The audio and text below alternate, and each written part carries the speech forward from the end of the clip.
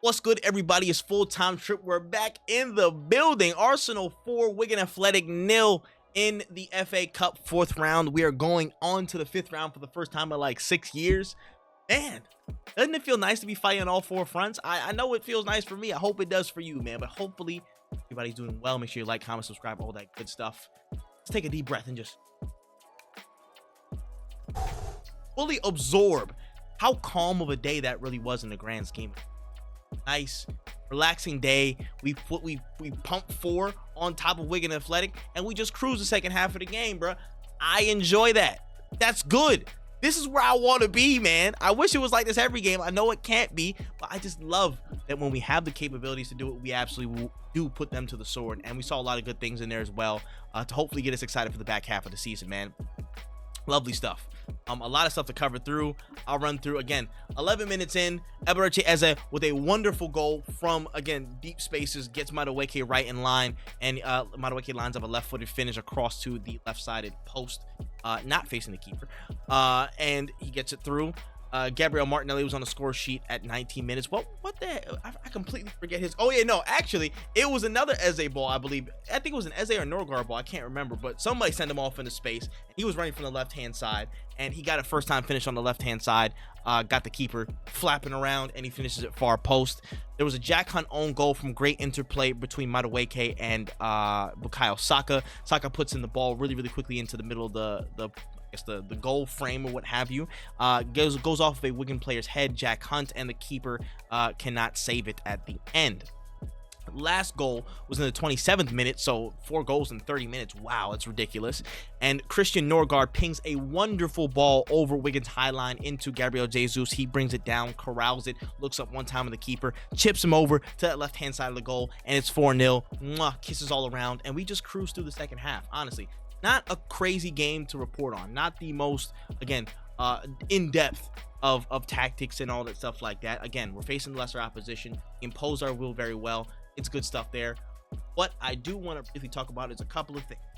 One, it's just nice to get overall momentum on all fronts. We have the squad and capability to have momentum and try and make things happen on all fronts. And it's good to see that really just appear, just consistently show up, that we're in all 4 competitions and we are doing great things in each of these competitions.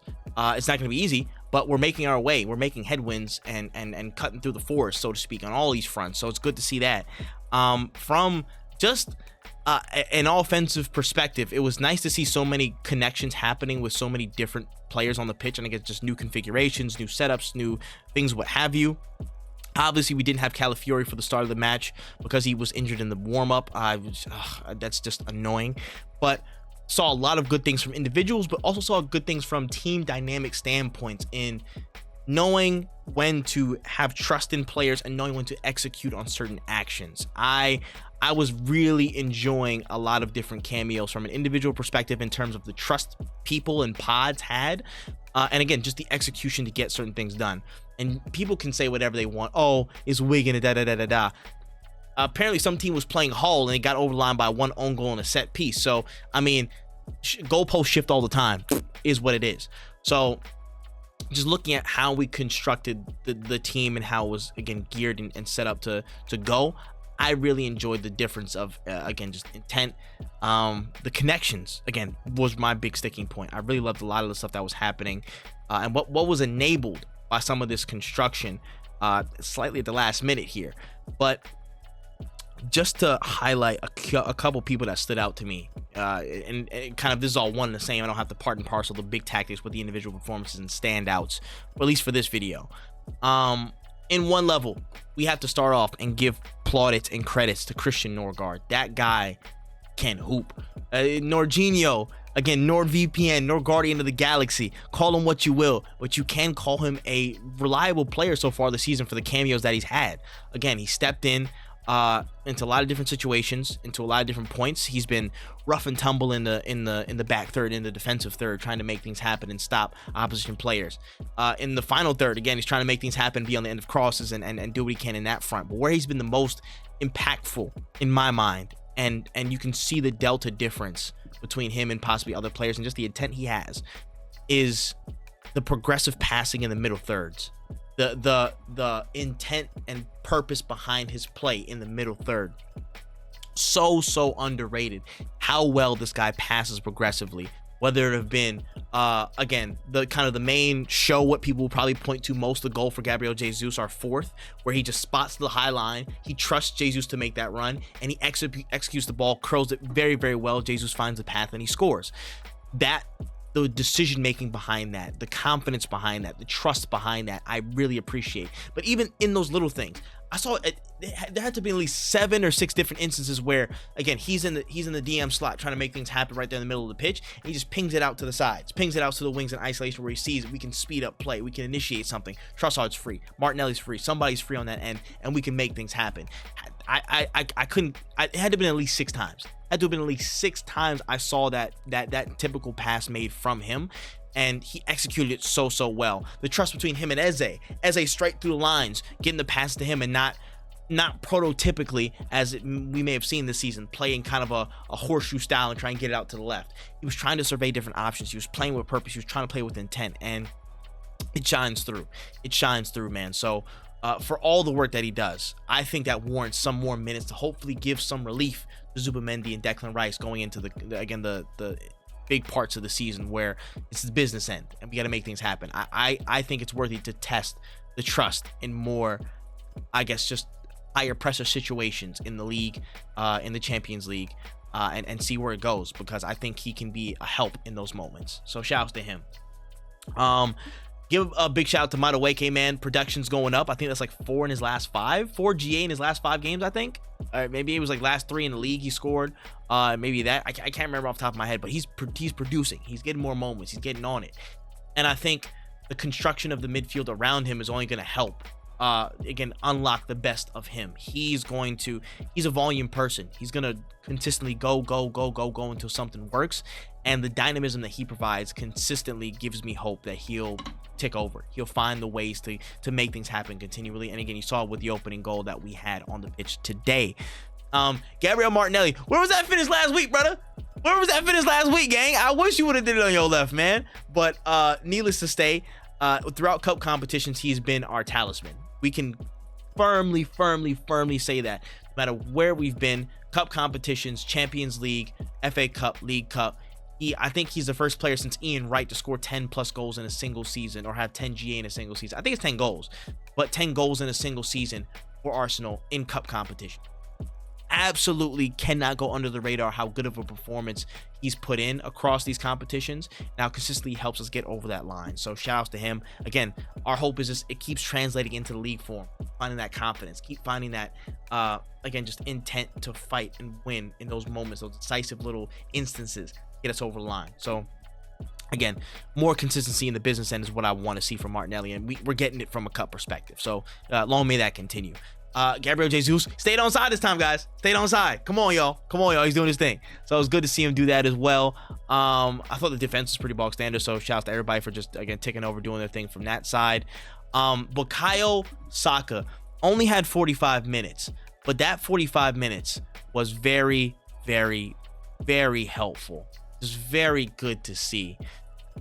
Many people have already theorized, and I think I've agreed with many of the people that have theorized, his quality can easily translate to being an interior player that has access to central spaces.